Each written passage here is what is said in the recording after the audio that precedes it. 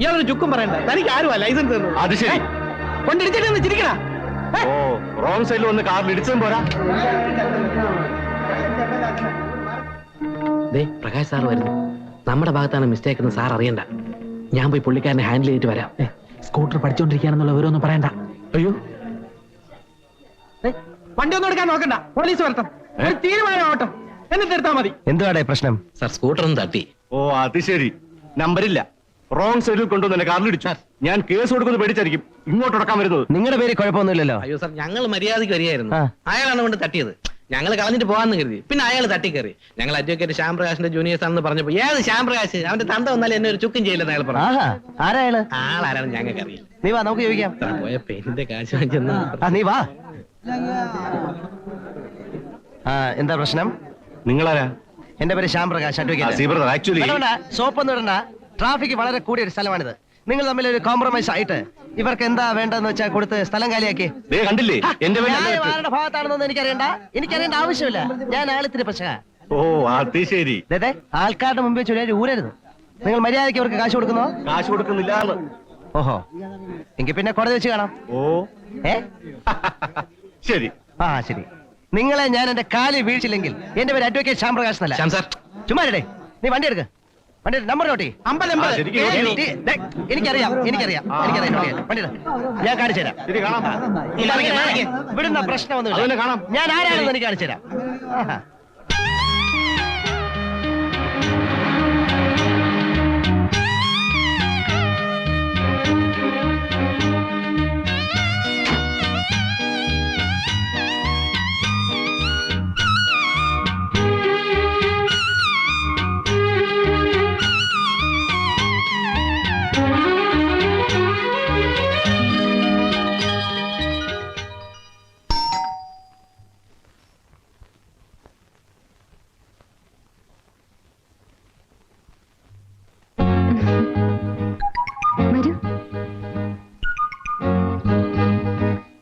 Doctor സാറുണ്ടോ? ഉണ്ട്, കുളിച്ചോണ്ടിരിക്കുക. ഇപ്പൊ വരും.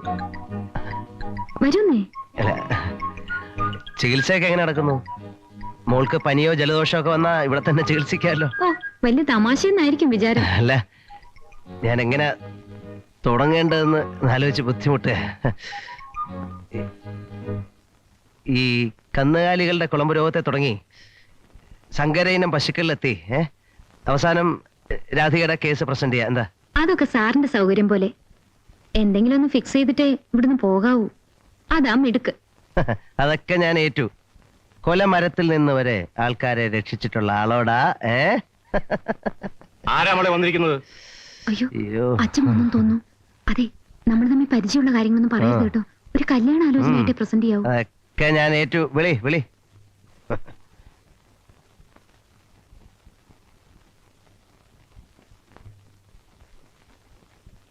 ആരാ? എന്തു വേണം?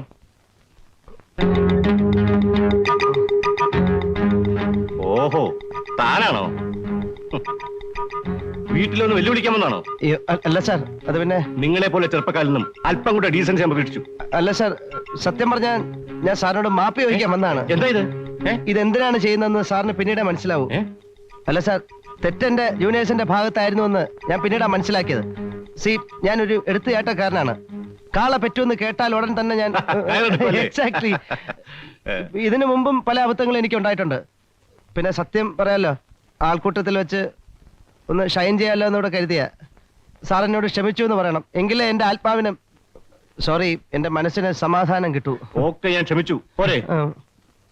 എങ്കിൽ പിന്നെ ഞാൻ അങ്ങനെ പോട്ടെ. ശരി. എനിക്കൊരു ഗ്ലാസ് വെള്ളം കിട്ടിയിരുന്നേ കുടിക്കാൻ. അതിനെന്താ മോളെ, ചായ കാപ്പി കൊണ്ടുവരൂ.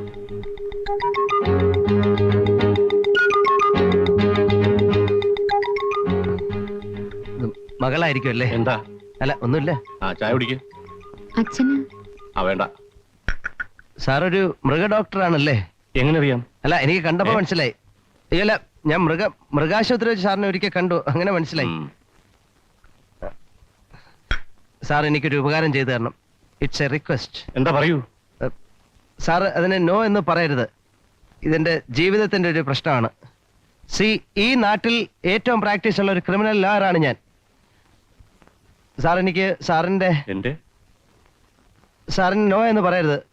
സാർ എനിക്ക് സാറിന്റെ സാറിന്റെ ഒരു അൽസേഷൻ പട്ടിക്കുട്ടി തരണം. അതിലൂടെ പട്ടികളെ ഇല്ലല്ലോ. പട്ടിയില്ലേ? ഇല്ല. ഇല്ല. എന്നാ ഞാൻ ഇറങ്ങട്ടെ. ഒന്ന് നിന്നേ.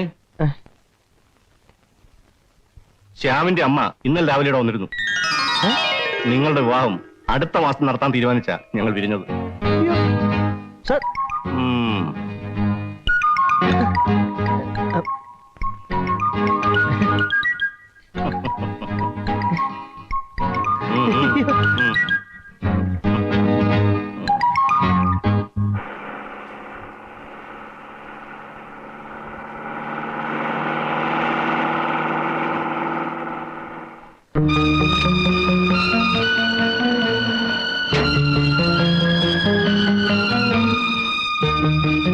കാഷ്വാലിറ്റി അവിടെ ഡോക്ടർ, അച്ഛന് തീരെ സുഖമില്ല. അഡ്മിറ്റ് ചെയ്യണം. അകത്തേക്ക് കൊണ്ടുവരൂ. നടക്കാൻ കഴിയില്ല. കാറിലിരിക്കുകയാണ്. ആരുടെങ്കിലും ഹെൽപ്പ്. പേഷ്യന്റിനെ സ്കാനിംഗ് റൂമിലേക്ക് മാറ്റിക്കോളൂ. നിങ്ങളുടെ ഫാദറിനെ സ്കാനിങ് ചെയ്യണം.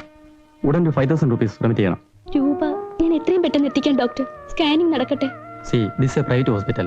പൈസ ഇല്ലാതെ ഒരു പേഷ്യന്റിനെയും ഇവിടെ എക്സാമിൻ ചെയ്ത് ഓടുന്ന നിയമം. So please remit the money.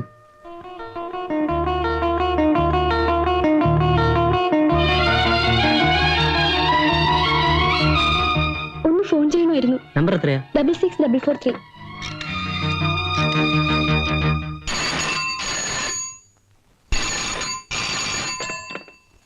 Hello.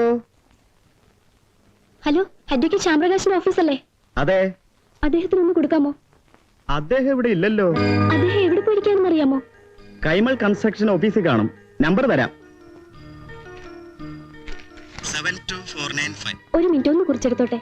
ആ പേനയും തരൂ. 72495. 72495. കൈമൾ കൺസ്ട്രക്ഷൻ. ശരി, 72495 ഒന്ന് തരുമോ?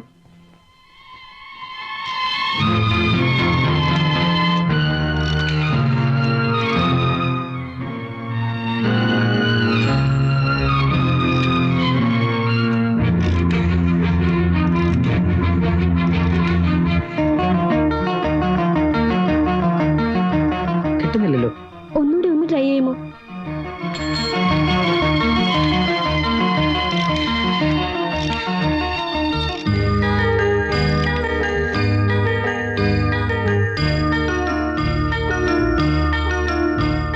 ഡബിൾ 64443 ഒന്നുകൂടി വിളിക്കൂ.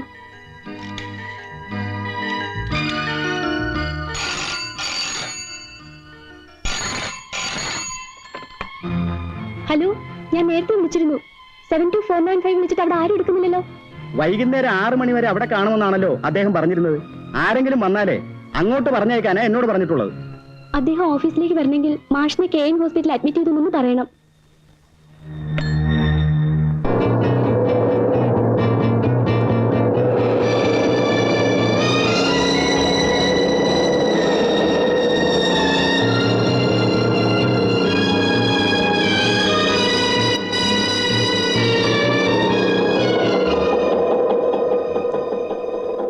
എത്രയാ? 5 രൂപ.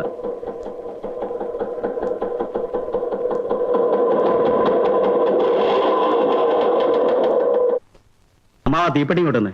എന്നാ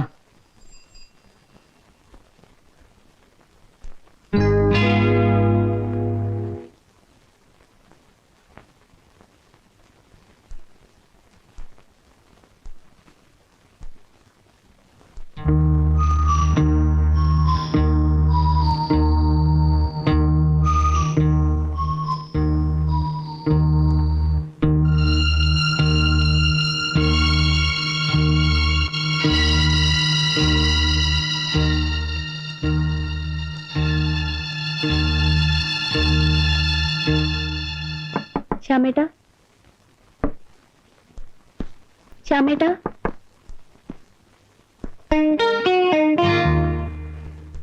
ശ്യാമേട്ടനല്ലേ ഇവിടെ? ശ്യാം പ്രകാശ് ഉണ്ടല്ലോ, ഞാൻ വിളിക്കാം. ഇരിക്കൂ.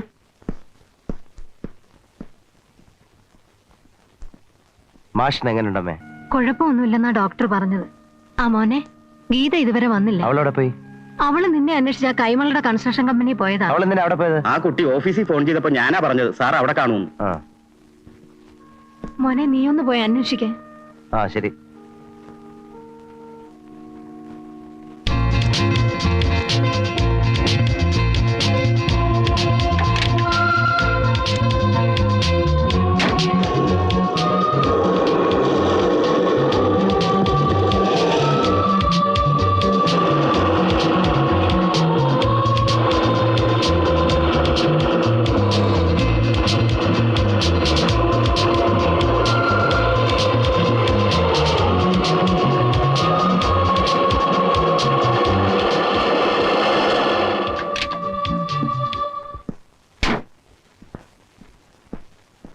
എന്നെ തിരക്കി മാഷിന്റെ മകൾ ഇവിടെ വന്നോ? ഇവിടെ വന്ന് കണ്ടില്ലല്ലോ സാറേ.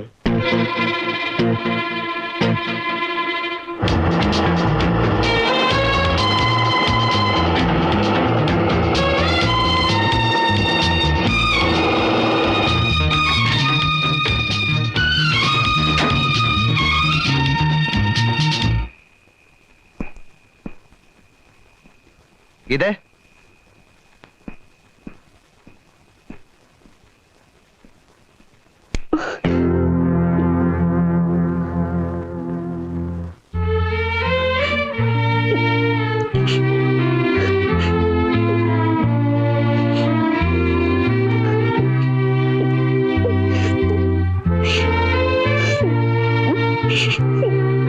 എന്താ ഉണ്ടായത്?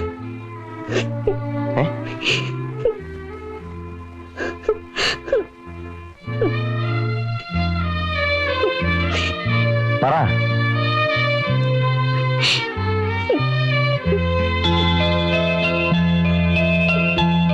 മാഷിന്റെ മോളല്ലേ? അതെ. എന്നെ തെറ്റിദ്ധരിക്കില്ലെങ്കിൽ ഞാനൊരു കാര്യം ചോദിക്കട്ടെ. പ്രകാശുമായി കുട്ടിക്ക് എന്താ ബന്ധം? ഏയ് അത് മോശം. ചോദ്യത്തിന് മറുപടി പറയാതെ പോകുന്നത് മാനേഴ്സേ അല്ല.